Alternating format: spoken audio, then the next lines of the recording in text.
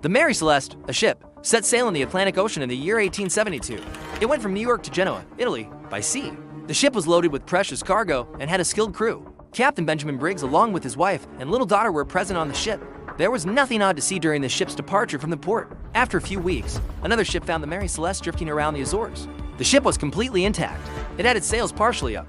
There was no evidence of the ship being damaged or of a fight taking place. The sailors went aboard the ship and found something very eerie.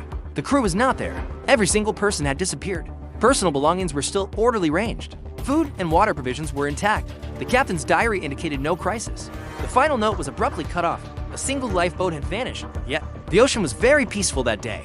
There was no indication of a tempest, no robbers were reported to be around, the freight was safe, and there were no signs of tampering or looting. What could possibly make an entire crew leave a ship that was perfectly fit for navigation? There was not a trace of blood.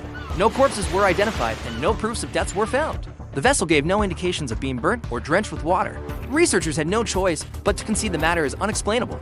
Some speculated that the crew might have been fearing an explosion. Others propounded that the toxic gases might have caused the disorientation.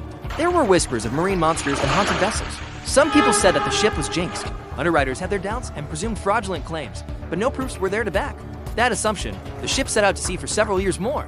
Unusual and unfortunate events were its companions all the time. At last, the Mary Celeste got scuttled on purpose. The mystery along with it was buried, even today. Historians argue about the real situation. How come there was not a single trace of the whole crew? What was the reason for leaving the ship? What was so frightening that they had to run away? The sea is a very good keeper of its secrets, yet the Mary Celeste is still one of the most puzzling cases in maritime history.